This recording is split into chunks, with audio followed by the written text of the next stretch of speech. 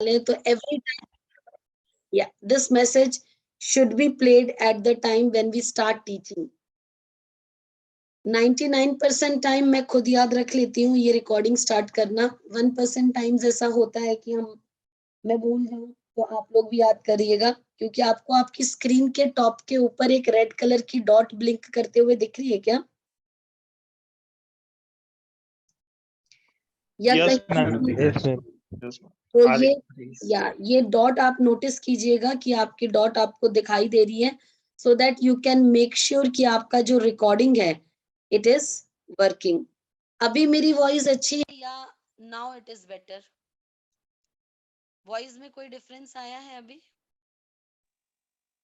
Yes, ma'am, आपकी voice थोड़ी कम हो गई अब कम हो गई है. Yes. अच्छा, तो ये वाला साउंड ही बेटर है.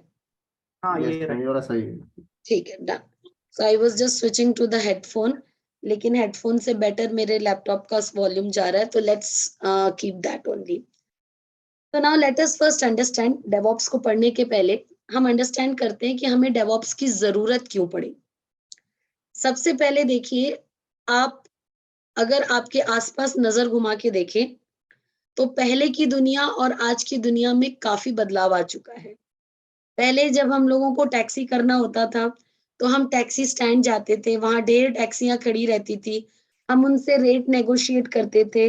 जिस रेट पे हमारी टैक्सी हमसे नेगोशिएट हो जाती थी, वहां से फिर हम टैक्सी लेके हमारे डेस्टिनेशन की तरफ मूव करते थे. अब रादर देन यूजिंग दैट, हम ओला, उबर, मेरू, इस तरह की हमारी सर्विसेज है, टैक्सी सर्विसेज, जिसमें हमारे पास एक एप्लीकेशन है हमारे मोबाइल पे, जहां से हम हमारी टैक्सी को बुक कर सकते हैं at the cheapest rate. And हम लोग हमारी टैक्सी को ट्रैक कर सकते हैं, कहाँ तक पहुंची, ड्राइवर से कॉन्वर्सेट कर सकते हैं, हमारी राइड हमारे रिलेटिव्स के साथ शेयर कर सकते हैं कि मैं यहाँ तक पहुंची हूँ, ऐसा फोन करके बताने की जरूरत नहीं है. You can track the ride and can identify where right now I am. तो विद ओला उबर हमारा टाइम बचने लग गया, हमारा मनी बचने लग गया, हमारी सिक्योरिटी एनहांस हो गई, because we are tracked with these taxi services. So the world has shifted from a traditional approach to a platform based approach for travelling.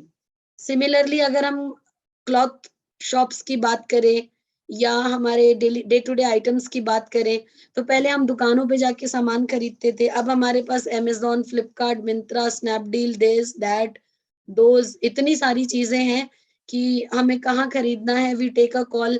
आजकल घर घर में ये चल रहा है कि मिल्क बास्केट और बिग बास्केट के ऊपर हम लोग कंपेयर करते हैं, अरे अच्छा इधर 2 रुपए सस्ता मिल रहा है, चलो यहाँ से खरीद लेते हैं.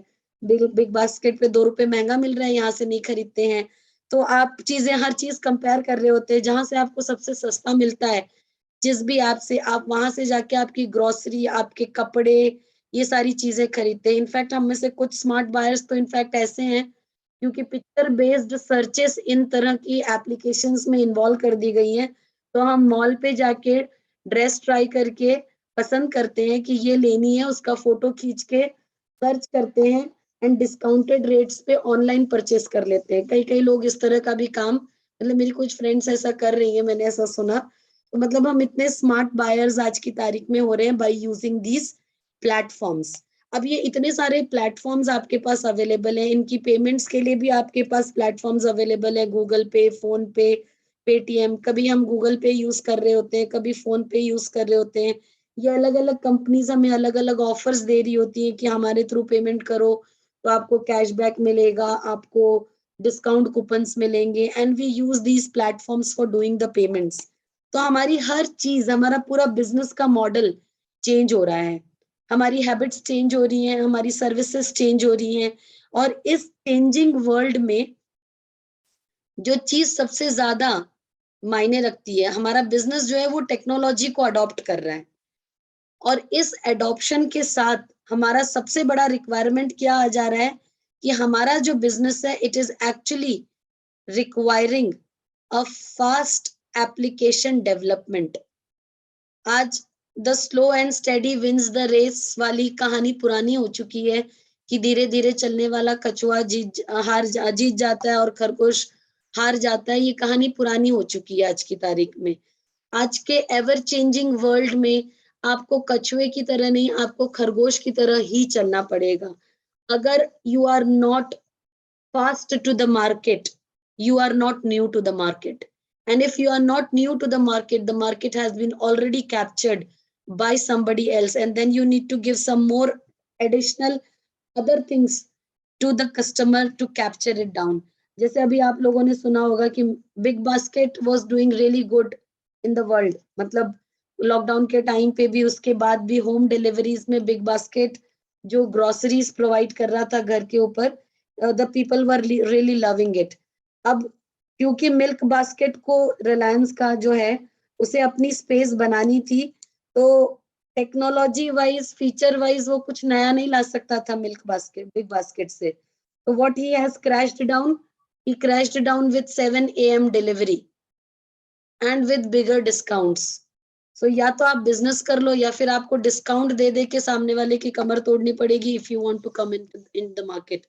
But it is early adopters are the winners and they capture most of the market. तो ये मेथड और या कह सकते हैं ये माइंडसेट आज की तारीख में बहुत चल रहा है। आज की जो न्यू टेक्नोलॉजी है जो बिजनेस अडॉप्ट कर रहा है, उसके हिसाब से क्लाउड का अडॉप्शन भी काफी नेसेसरी हो गया है फॉर द बिजनेसेस, क्योंकि जिस हिसाब से business has to be up 100%, up time आपकी एप्लीकेशन का 100% होना चाहिए, आपकी एप्लीकेशन का 0 डाउन टाइम होना चाहिए, कोई भी नए फीचर्स आने चाहिए तो फटाफट आने चाहिए, आपका माइक्रो सर्विसेज का मॉडल हो रहा है, आप अभी मोनोलिथिक आर्किटेक्चर के ऊपर काम नहीं कर रहे हैं, तो इस तरह से आपका बिजनेस भी जो है वो टेक्नोलॉजी को अडॉप्ट कर रहा है और आगे मूव कर रहा है। इन सब चीजों के साथ साथ it has to be safe and secure also, क्योंकि विदाउट दैट अगर आप पेमेंट कर रहे हो और आपके क्लाइंट के खाते से सारा पैसा उड़ गया तो that is also a big problem. So the business is adopting the technology. अब इस टेक्नोलॉजिकल चेंज को अडॉप्ट करने के लिए आईटी को भी बहुत बदलना पड़ रहा है, क्योंकि इन द बैकग्राउंड ये सारी एप्लीकेशंस और ये सारे बिजनेस प्लेटफॉर्म्स जिनकी मैं बात कर रही हूँ, ये सारे रन कर रहे हैं आपके इंफ्रास्ट्रक्चर के ऊपर। Infrastructure involving network, involving storages, involving servers, involving security, ये सारे भी आपके इन द बैकग्राउंड रन कर रहे होते हैं। So there is a massive change in managing the IT. पहले ट्रेडिशनली किसी सर्वर के ऊपर कुछ अपडेट करना होता था तो एक सर्वर इंजीनियर जाता था, अपना लैपटॉप लेके कंसोल कनेक्ट करता था और काम करता था। फिर दुनिया बदली, रिमोट लेके काम करने लगे। फिर दुनिया और बदली, क्लाउड आ गया, आप घर बैठे काम करने लग गए, आपको ऑफिस में डेटा सेंटर भी बनाने की जरूरत नहीं है। और अब आ रहा है आपका डेवऑप्स। काफी सारे टूल्स हैं डेवऑप्स में, हालांकि हम सारे नहीं पढ़ेंगे लेकिन काफी सारे पढ़ेंगे इसमें से। सो मैसिव चेंज को अडॉप्ट करने के लिए मैसिव चेंज आईटी में करना पड़ा, और जब आप ये मैसिव चेंज आईटी का लर्न करते हो तो मिलता है आपको massive change in your salary. You know why?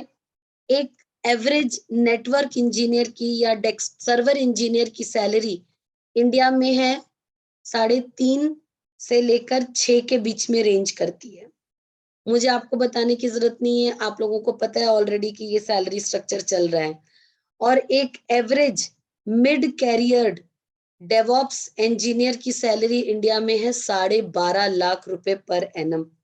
ऐसा आईट्रेन्यू नहीं बोल रहा है, ये बोलने वाली वेबसाइट से जो सर्वे करती है, जिन्हें पता होता है कि किस डोमेन में क्या सैलरी रेंजेस जो हैं वो इंजीनियर्स की चल रही हैं।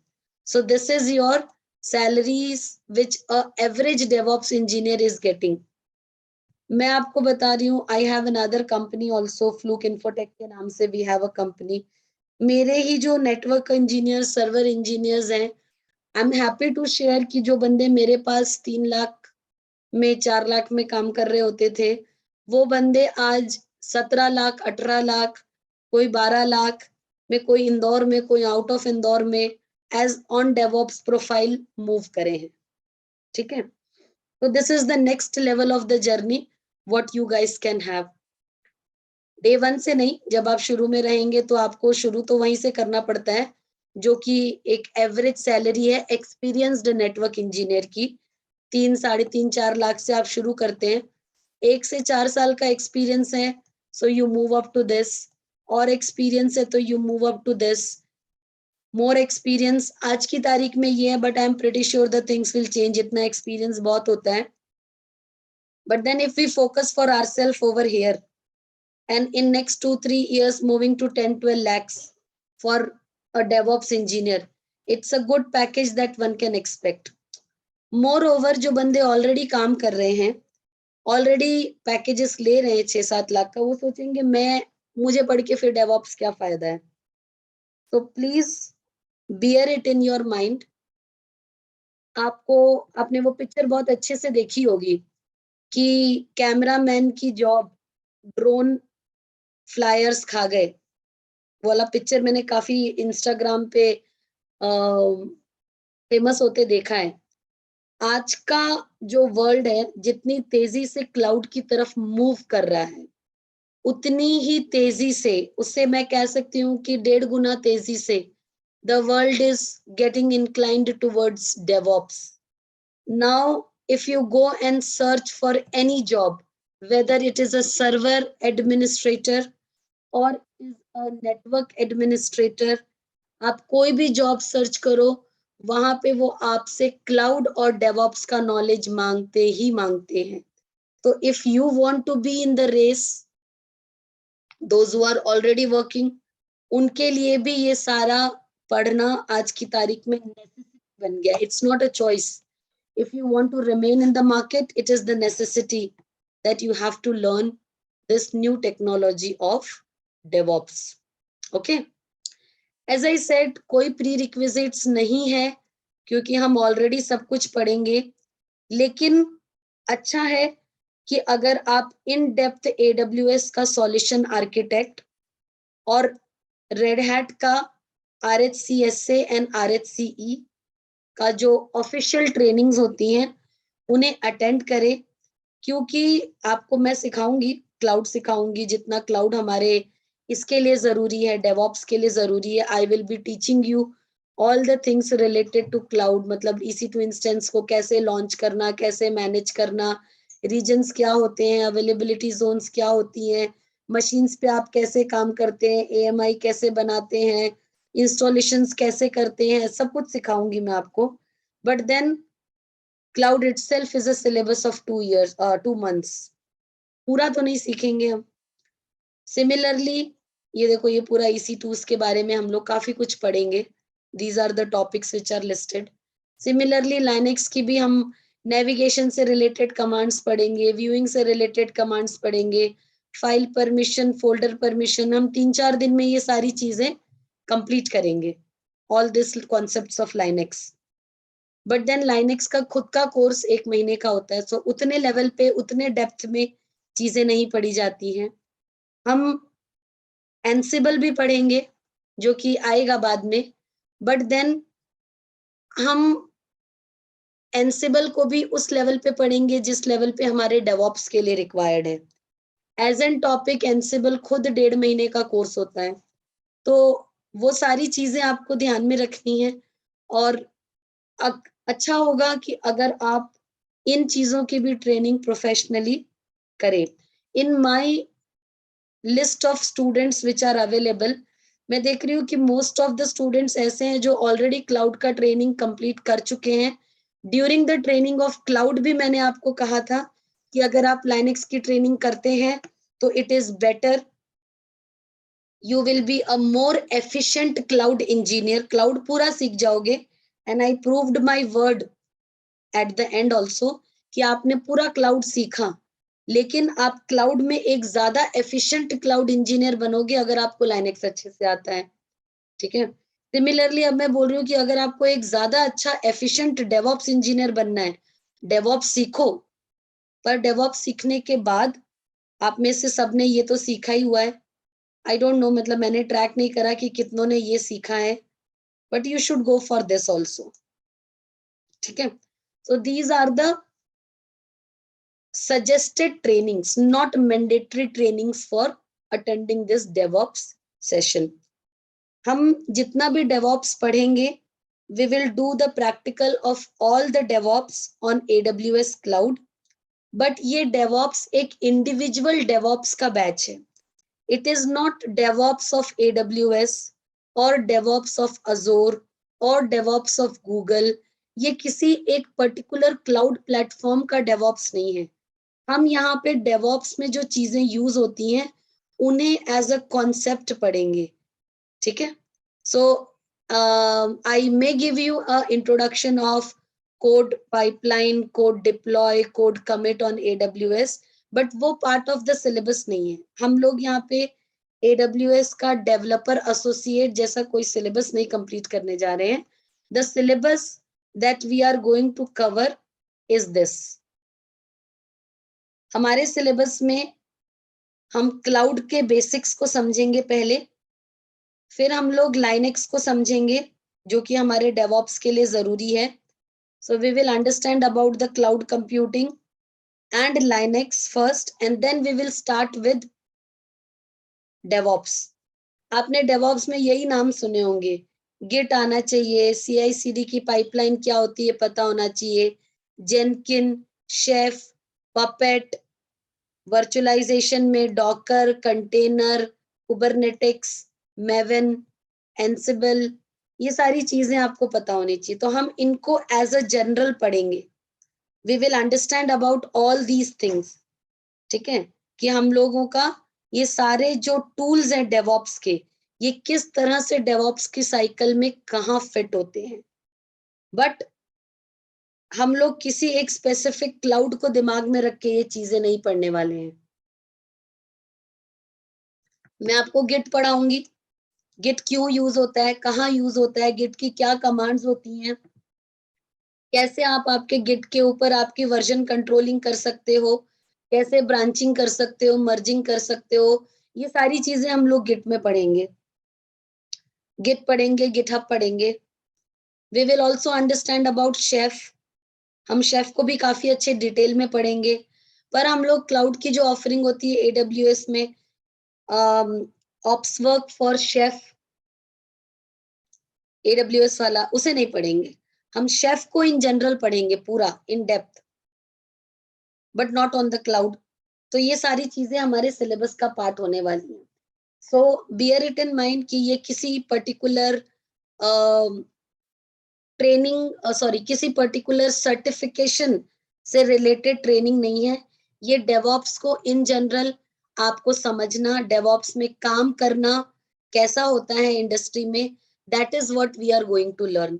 क्योंकि आज की डेट में डेवऑप्स क्लाउड पे अभी तक मूव नहीं हुआ है. अभी भी यही tools, Chef, Puppet, Docker, container, Jenkin, Maven, ये सब इंडिविजुअल सर्वर्स ही कंपनी में चल रहे हैं. ठीक है. Although these services are there in cloud also, but अभी ये आपकी सर्वर्स इसी तरह से चल रहे हैं जिस तरह से हम लोग इन्हें पढ़ने जा रहे हैं. So that will be the syllabus that we will be covering during our whole 2 to 3 months का जो हमारा सिलेबस होगा, उस दौरान हम ये सारे टॉपिक्स जो हैं वो कवर करेंगे. Any doubts up till here? किसी को कुछ पूछना है सिलेबस से रिलेटेड?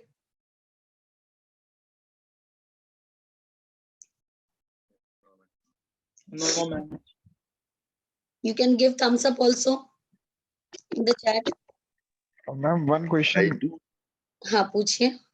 हम प्रैक्टिकल अप्रोच हमारा कितना होने वाला है कोर्स के अंदर? As I said in the beginning, आप तो थे शुरू से 40% थ्योरी, 60% प्रैक्टिकल. मैं ज्यादा प्रैक्टिकल पे फोकस करती हूँ क्योंकि, बट मैं थ्योरी इग्नोर नहीं कर सकती. As I said, maybe शायद आप अटेंटिव नहीं थे उस टाइम अनिरुद्ध, कि theory is very important to crack the interviews and practical is important to work in the industry. So we'll be focusing on both of them. 40% will be theory and 60% will be practical. थोड़ा बढ़ सकता है practical का percentage, because मुझे वो पढ़ाने में ज्यादा मजा आता है, बट देन यस, हमारा मेजरली प्रैक्टिकल बेस्ड अप्रोच होगा। ऑलराइट, और बाकी हम ये जो स्टडी करेंगे, ये जो कॉन्सेप्ट्स हैं, तो ये जितना हम स्टडी करेंगे है हमारा आगे काम करने लायक, मतलब आगे वर्किंग करने के लिए काफी सफिशिएंट होगा ना? सफिशिएंट इनफ होगा। Sufficient. Yes, don't worry about that.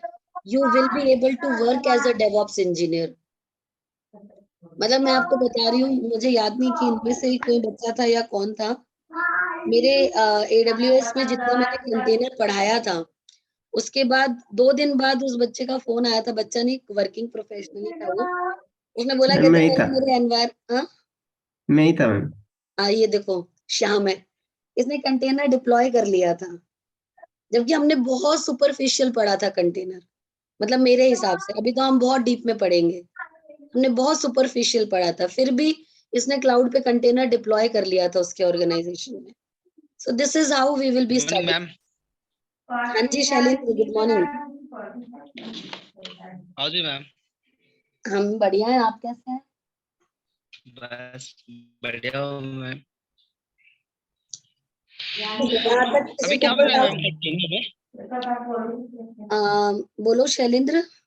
अभी क्या बताया आपने कुबरनेटिस कंटेनर में? कुछ नहीं बताया अभी, बस मैंने बताया कि हम ये सब पढ़ेंगे। अच्छा। आज तो डेमो है, so I am just introducing कि हमारा सिलेबस क्या होगा, अप्रोच क्या होगा, कल पढ़ेंगे भी डेमो में थोड़ा, आज भी पढ़ेंगे, अभी टाइम है हमारे पास 20 मिनट। अच्छा, इनका शेप अलग होता है क्या मैम? किनका शेफ अलग होता है? जो इसमें लिखा है सिर्फ CHEF, नहीं, सेम है। इसको फॉरवर्डिंग नहीं होता, वैसे अलग है क्या ये? नहीं नहीं, सेम शेफ है। अच्छा, वही है, सिस्को एक्सेस हाँ, फॉरवर्डिंग है क्या? आपका ना ना, that is not Cisco express forwarding, तो CEF था डियर, या of course. It is not CHEF, it was CEF. They are completely north and south pole technologies. ठीक है, ठीक। चलो। सो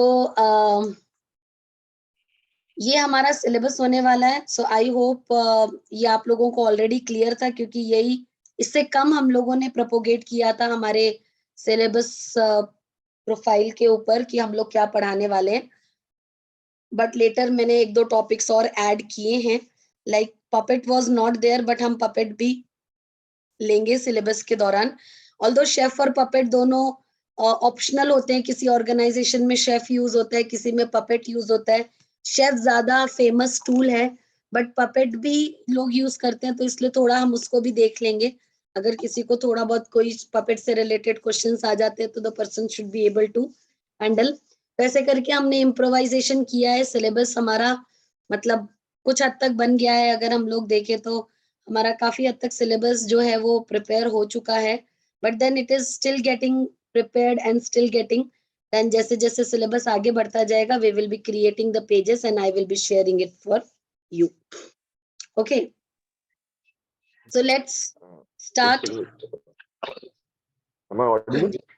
Sham, your camera is on.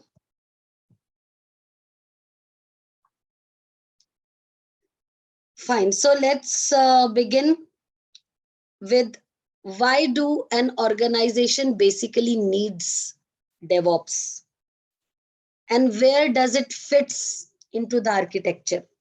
उसे सीखने से पहले समझे तो कि ये आर्किटेक्चर में बैठता कहाँ है, क्या यूज है, क्यों यूज करे एक कंपनी डेवॉप्स को, उसे हम लोग सबसे पहले समझते हैं।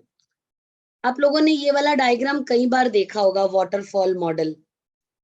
जिन लोगों ने थोड़ी बहुत भी सॉफ्टवेयर डेवलपमेंट लाइफ साइकिल पढ़ी है कॉलेज में, कभी ऐसे ही गूगल करते करते, उन लोगों ने ये डायग्राम देखा होगा कि भाई वाटरफॉल मॉडल जो है, इट इज अ अप्रोच जो हमारे सॉफ्टवेयर डेवलपर्स यूज करते हैं फॉर डेवलपिंग अ सॉफ्टवेयर, जहां पे रिक्वायरमेंट गैदरिंग से काम चालू होता है, फिर आपका कंपनी में क्वेश्चनर्स पूछे जाते हैं, क्या चाहिए, कैसा चाहिए, इंटरफेस कैसा होगा, कलर कॉम्बिनेशन कैसा होगा, क्या फीचर्स चाहिए, फिर इसके बाद high level low level designs आपकी बनती है, जिसमें आपका यूजर इंटरफेस वगैरह की बेसिक डिजाइनिंग जो है वो फाइनलाइज की जाती है, कलर कॉम्बिनेशन, फॉन्ट का थीम, ये सब चीजें आपकी फाइनलाइज की जाती है। Once this phase is completed, आप डेवलपमेंट के ऊपर जाते हैं, क्योंकि इस फेज में आपका पूरा डिजाइन से रिलेटेड जितनी टेम्पलेट्स बननी होती हैं वो बन जाती हैं। फिर आप फीचर डेवलपमेंट के ऊपर आते हैं और आपने जो रिक्वायरमेंट्स यहाँ पे गैदर करी होती हैं उस हिसाब से आप आपका पूरा सॉफ्टवेयर जो है वो डेवलप करते हैं। उसके बाद it goes into testing, then it is deployed on customer premise. Development के बाद सबसे पहले ये आपके टेस्टिंग एनवायरनमेंट में डिप्लॉय होता है, वहां पे टेस्टर्स इसके ऊपर टेस्टिंग करते हैं।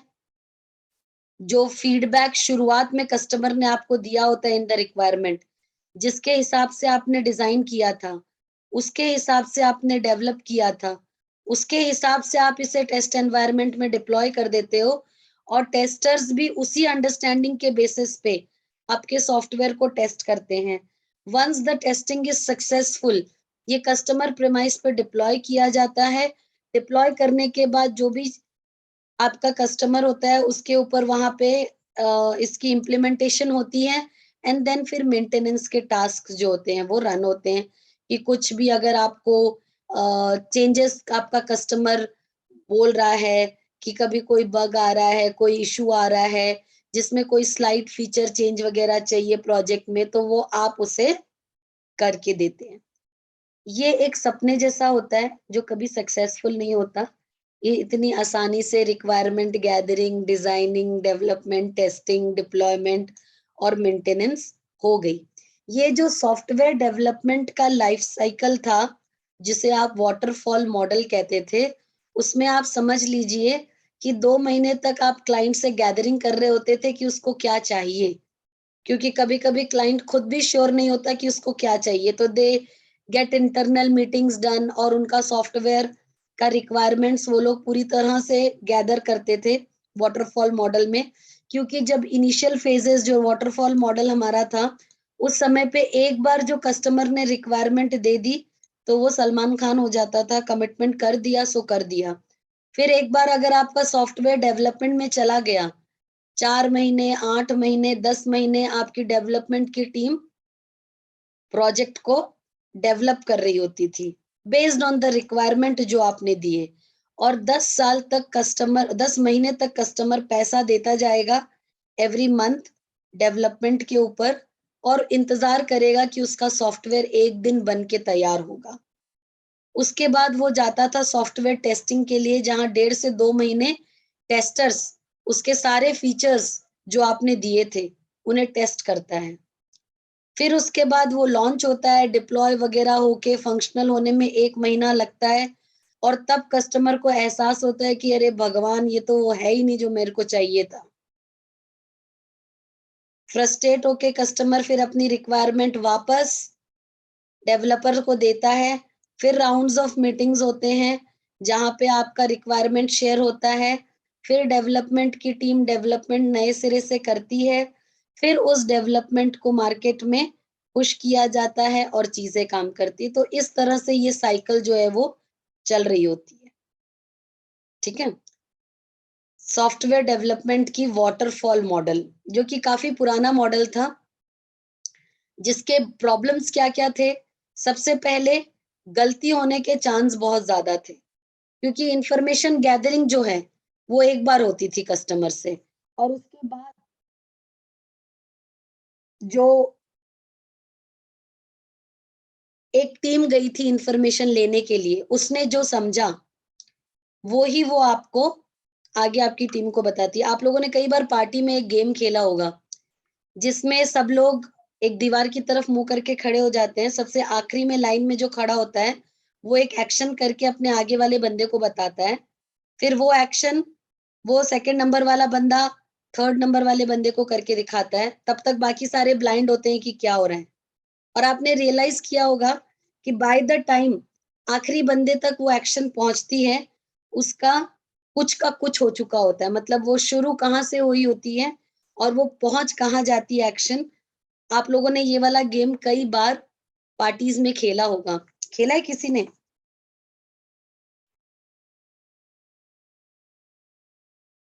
Anybody? You guys are not party people? मैं तुम लोग को एक वीडियो भेजूंगी इन द ग्रुप, ठीक है?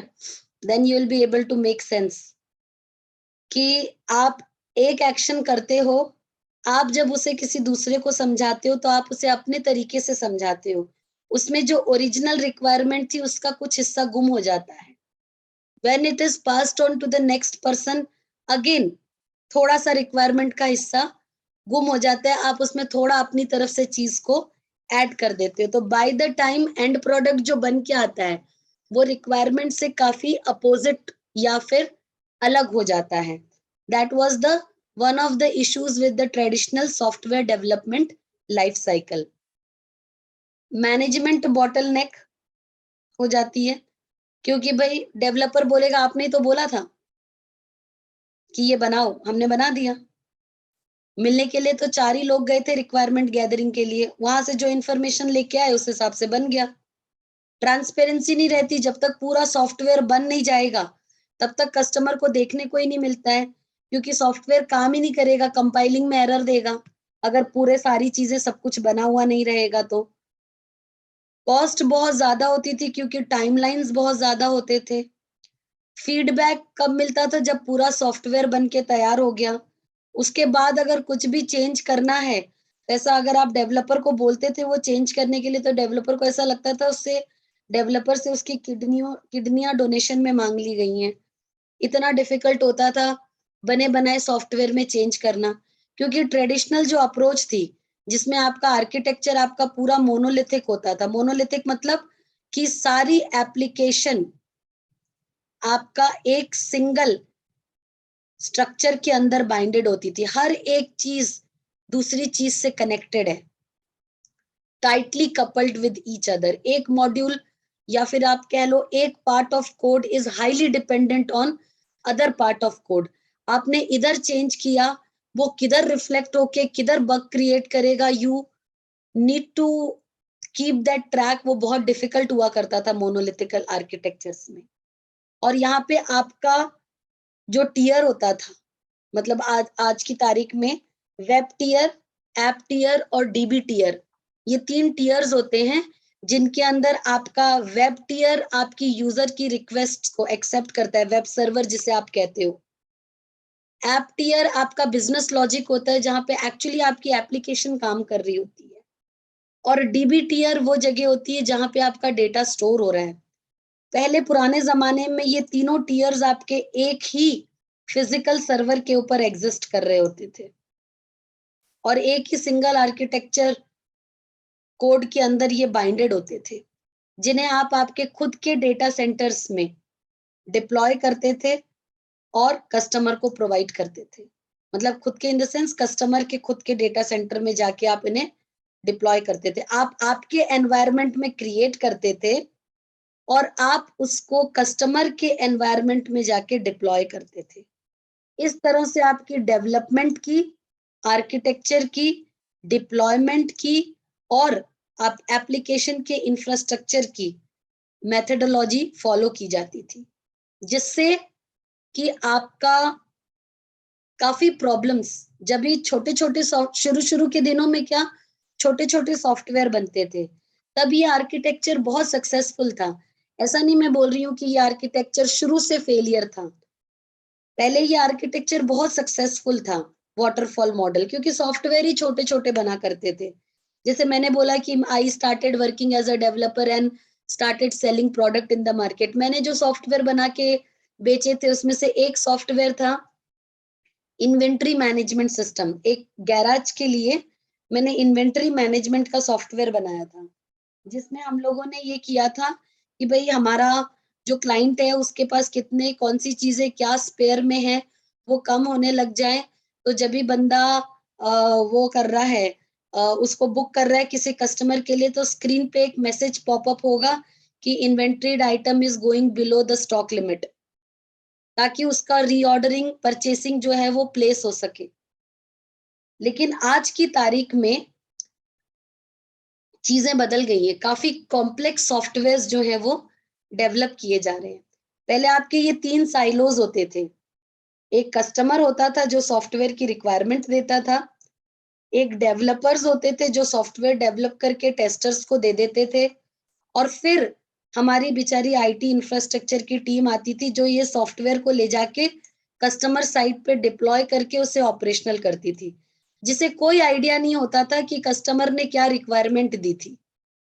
उसे कोई आइडिया नहीं होता था कि डेवलपर ने क्या बनाया है। इस बेचारे को कोई आइडिया नहीं होता था कि टेस्टर ने क्या-क्या चीजें टेस्ट करी हैं और किस तरह के एनवायरनमेंट पे टेस्ट करी, कोई पता ही नहीं होता था। बस ले जाके सर्वर के ऊपर डिप्लॉय करने की कोशिश करी, सॉफ्टवेयर क्रैश हो गया, बोले चला ही नहीं, बोले बाइनरी फाइल्स नहीं मिल रही हैं। तो डेवलपर बोलेगा, सॉरी, इंफ्रास्ट्रक्चर की टीम वाला डेवलपर को बोलेगा कि कैसा सॉफ्टवेयर बनाया, क्लाइंट साइड पे हमको गाली खानी पड़ी, चला ही नहीं आपका सॉफ्टवेयर। तो इस तरह से इन 2 टीम्स के बीच में लड़ाई होती थी। डेवलपर बोलता था, कहते क्या बात कर रहे हो, तुम लोग को कुछ आता नहीं है, पूरा बढ़िया चल रहा है हमारे यहाँ पे, टेस्टर्स ने सब कुछ चेक भी करा, हमने मैनेजमेंट को प्रेजेंटेशन भी दी थी, सब बढ़िया चल रहा, तुम लोगों को कुछ नहीं आता है, तुम लोगों को डिप्लॉयमेंट नहीं आता है। ऐसे करके ये लोग इसको गाली देते थे और ये लोग इसको गाली देते थे। बस यही चलता था कंपनीज में। बाद में आपका डेवलपमेंट का फेज आया अजाइल। लोग बड़ी इसकी बात करने लगे, now the software development should be agile, you should have agile methodology to create the softwares. अब इस अजाइल मेथोडोलॉजी में क्या हुआ, अच्छा ये जो ड्राइंग का काम है ना, ये मैं खुद कर लूंगी, आप लोग ना करें मेरी स्क्रीन के ऊपर। कौन किसने ड्रॉ करा ये वाला लाइन, ये मैं खुद ही कर लूंगी, so don't worry about that. उसके बाद आपकी आई अजाइल मेथोडोलॉजी सॉफ्टवेयर डेवलपमेंट में। वाटरफॉल से हम लोग मूव होके आए अजाइल पे। एजाइल में क्या हुआ कि नाउ रादर देन पूरा सॉफ्टवेयर एक ही मोनोलिथिक आर्किटेक्चर पे डेवलप करने की बजाय हमने क्या करना होता था कि हमारे सॉफ्टवेयर को हम अलग अलग हिस्सों में डिवाइड कर देते थे। We used to call them as scrums. Scrum मतलब कह लो मॉड्यूल्स। एक सॉफ्टवेयर की रिक्वायरमेंट को टुकड़े टुकड़े करके हम अलग अलग हिस्सों में बांट लेंगे। इसको बोलेंगे तुम यूआई बनाओ, इसको बोलेंगे तुम जैसे एक बैंकिंग एप्लीकेशन बन रही है तो बोलेंगे तुम एनईएफटी का मॉड्यूल बना लो, तुम इंटरनेशनल ट्रांजैक्शंस का मॉड्यूल बना लो, तुम आईएमपीएस का मॉड्यूल बनाओ। ऐसे करके ना हम अलग अलग स्क्रम की टीम्स बना देते थे। इनके ऊपर बैठ रहा होता था स्क्रम मास्टर, जो इन सारी टीम्स के साथ कोऑर्डिनेट करवाता था, और simultaneous development of your software चल रहा होता था। एक साथ पूरा डेवलपमेंट नहीं हो रहा होता था, साइमल्टेनियस डेवलपमेंट चल रहा होता था। ये वाला मॉड्यूल, जैसे आप मान लीजिए यूआई वाली टीम काम कर रही है, यूआई वाली टीम अपना काम करके स्क्रम मास्टर को देगी, स्क्रम मास्टर उसकी टेस्टिंग करा के कस्टमर को एक लेवल पे प्रेजेंट करेगा। कस्टमर बोलेगा हाँ यार ये बढ़िया है, अच्छा है, बस एक काम करो रेड का कलर थोड़ा सा लाइट कर दो। तो भाई इसी फेज पे आपको जो चेंज डिप्लॉय करना है वो चेंज कम्युनिकेट हो जाएगा, यूआई की टीम उस पर काम कर देगी, यूआई की टीम का output is being used by other people. तो ये लोग तो अभी अपना कोड ही बना रहे हैं, इंटरफेस कैसा दिखेगा वो बैकग्राउंड में बन रहा है, चल रहा है चीजें, तो जिसको कि ये लोग बाद में यूज करेंगे। तो ये कह लो आप एक तरह से पैरेलल प्रोसेसिंग वाला काम आपके सॉफ्टवेयर डेवलपमेंट में इंट्रोड्यूस कर दिया गया, जिससे आपका सॉफ्टवेयर डेवलपमेंट का प्रोसेस फास्ट हो गया। जब एजाइल मार्केट में आया तब आपकी एप्लीकेशन का आर्किटेक्चर मोनोलिथिक से चेंज होके टियर बेस्ड हो गया, जिसमें आप वेब के लिए अलग सर्वर्स बनाने लगे, फिजिकल सर्वर अलग रखने लगे, आप एप्लीकेशन लॉजिक के लिए अलग सर्वर बनाने लगे, डेटाबेसेस को अलग सर्वर्स के ऊपर करने लगे, और अब आप फिजिकल सर्वर्स पे काम करने की बजाय वर्चुअल मशीन्स के ऊपर काम करना स्टार्ट कर चुके थे by this time. Virtual machines आप सबको पता है या मैं बताऊं कि वर्चुअल मशीन्स क्या होती हैं?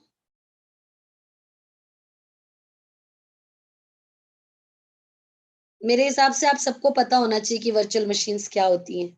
You can give me a thumbs up.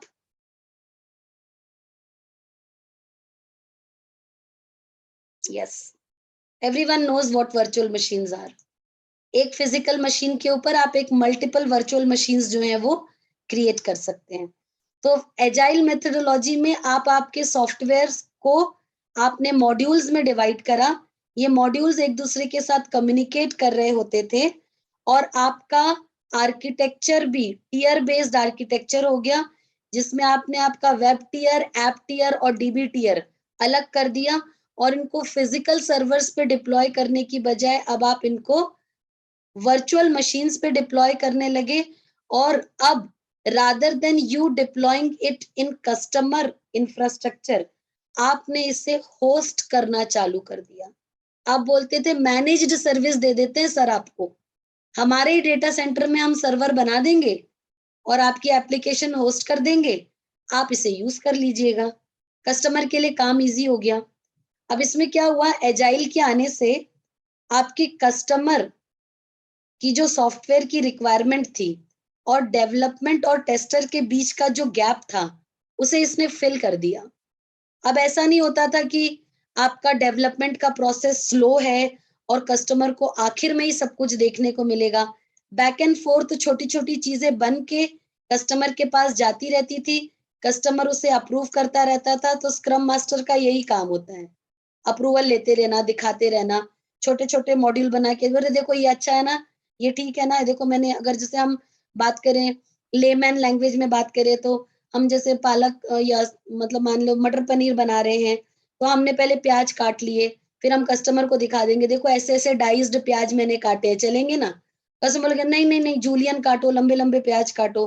तो भाई प्याज कटने ही का काम हुआ था ना, वापस काट लेते हैं प्याज, ज्यादा आगे तो नहीं बढ़ा था काम. तो ऐसे छोटे छोटे काम हम लोग करते जाते हैं, कस्टमर को दिखाते जाते हैं, फीडबैक लेते जाते हैं. तो ये जो गैप था कस्टमर और डेवलपमेंट टीम के बीच का, ये एजाइल के आने से फुलफिल हो गया. ठीक है, लेकिन अभी भी ये दोनों हिंदुस्तान पाकिस्तान की तरह लड़ रहे थे, the development team and the operation team. क्योंकि होता यही था कि ये बंदा बना रहा होता था सॉफ्टवेयर अपने एनवायरनमेंट में, ये बंदा जाके डिप्लॉय करता था कस्टमर के एनवायरनमेंट में, और वहां पे जाके जब चीजें चलती नहीं थी तो ये इसको गाली देता था, ये बोलता था तेरे को कुछ नहीं आता, मैंने सब बढ़िया बनाया है. तो बस यही काम, ये कहते ना क्या बोलते, गलती का ठीकरा फोड़ना, अपने हिंदी में कहावत है. तो बस ये यही कर रहे होते थे, ये फेलियर का ठीकरा इसके सर फोड़ता था और ये फेलियर का ठीकरा इसके सर फोड़ता था. और ये दोनों टीमें एक हेडेक होती थी कंपनी के मैनेजमेंट के लिए, भयंकर हेडेक, दोनों लड़ती रहती थी क्योंकि there was a huge gap between them. और इस गैप को फिल करा डेवऑप्स ने. कैसे फिल किया, क्या किया, that is what we are going to learn in this whole syllabus. जब आपका डेवऑप्स आया मार्केट में तब आपकी मेथोडोलॉजी और बदल गई. नाउ आपका जो प्रोसेस था डेवलपमेंट का वो एजाइल से डेवऑप हो गया, डेवऑप्स आ गया. यहाँ पे आपका माइक्रो सर्विस बेस्ड आर्किटेक्चर हो गया. अब टियर बेस्ड भी नहीं, माइक्रो सर्विसेज बनने लगी. मतलब एक टियर, मतलब वेब में भी अलग अलग छोटी छोटी सर्विसेज, छोटे छोटे अलग अलग मॉड्यूल्स की तरह डेवलप होंगी, अलग अलग जगह डिप्लॉय होंगी, उनका कोड आर्किटेक्चर भी अलग होगा. वो एक दूसरे से जब कम्युनिकेट करेंगी तो वो कम्युनिकेशन मेथोडोलॉजी से बात करेंगी जिसको क्यूज बोलते हैं, रैबिट एमक्यू, एडब्ल्यूएस में एसएनएस हो गया, तो उनके थ्रू एक दूसरे से बात कर रही होती थी. तो माइक्रो सर्विस बेस्ड आर्किटेक्चर हो गया. डिप्लॉयमेंट अब वर्चुअल सर्वर्स की बजाय कंटेनर्स के ऊपर होने लगा और आप रादर देन होस्टिंग आप क्लाउड प्लेटफॉर्म्स यूज करने लगे, जो कि आज की दुनिया है. आज की दुनिया, आज हम लोग कंटेनर्स, कुबरनेटिक्स की बात करते हैं, डिप्लॉयमेंट में हम क्लाउड की बात करते हैं, एप्लीकेशन पे हम माइक्रो सर्विसेज की बात करते हैं, और हमारी जो प्रोसेस ऑफ डेवलपमेंट है उसमें डेवॉप्स आ गई है। तो अगर आपसे कोई पूछे कि एजाइल मेथोडोलॉजी इज बेटर और डेवॉप्स इज बेटर, तो आपका आंसर होगा they can work hand in hand with each other, one cannot replace the other. Agile is filling the gap between the customer and the developer, whereas which is actually enhancing the development process. Agile methodology के आने से आपकी software development की process fast and accurate हुई, whereas DevOps के आने से आपकी डिप्लॉयमेंट की प्रोसेस फास्ट और एक्यूरेट हुई। तो ऐसा नहीं है कि एजाइल या DevOps, it is agile and DevOps. Agile और डेवॉप्स नहीं होगा कभी भी लाइफ में, मतलब अभी तक it will B agile and DevOps, तब जाके एक कंप्लीट मैनेज्ड ऑर्गेनाइजेशन काम करती है। ठीक है, और वो आपकी डिप्लॉयमेंट की प्रोसेस, ये बेचारा जो आईटी इंफ्रास्ट्रक्चर की टीम का बंदा था, इसकी डिप्लॉयमेंट की हेडेक किस तरह से डेवॉप्स ने इजी करी, ये ही बस अब हम पढ़ने वाले हैं। हम CI/CD पाइपलाइन पढ़ेंगे, हम बिल्ट के टूल पढ़ेंगे, मैवन, हम लोग जेनकिंस के बारे में पढ़ेंगे, हम लोग कॉन्फ़िगरेशन मैनेजमेंट में शेफ पढ़ेंगे, हम डिप्लॉयमेंट के लिए कंटेनराइजेशन के बारे में पढ़ेंगे, ये कंटेनर कुबरनेटिक्स जब हम पढ़ेंगे, हम ऑटोमेशन के लिए टेराफॉर्म पढ़ेंगे, कुबरनेटिक्स, थोड़ा बहुत टेराफॉर्म का इंट्रोडक्शन भी दूंगी, डेफिनेशन वाइज ही आएगा, ज्यादा नहीं, but then it will be there. So all these things we are going to learn in our syllabus. अभी समझ में आया कि डेवऑप्स एक्चुअली है क्या और आपकी ऑर्गेनाइजेशन में किस तरह से काम करेगा। सब बोलते थे डेवऑप्स क्या है, गिट, जेनकिन, शेफ, पपेट, ये डेवऑप्स है। पर डेवऑप्स फिट कहाँ होता है, कौन सी टीम के लिए बना है? DevOps is for your operation team. You are not going to become a developer when you will learn DevOps.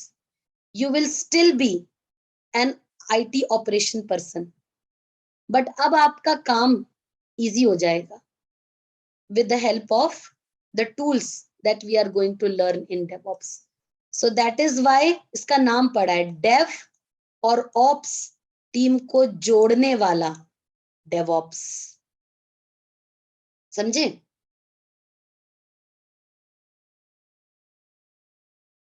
जाग रहे हो कि सो गए?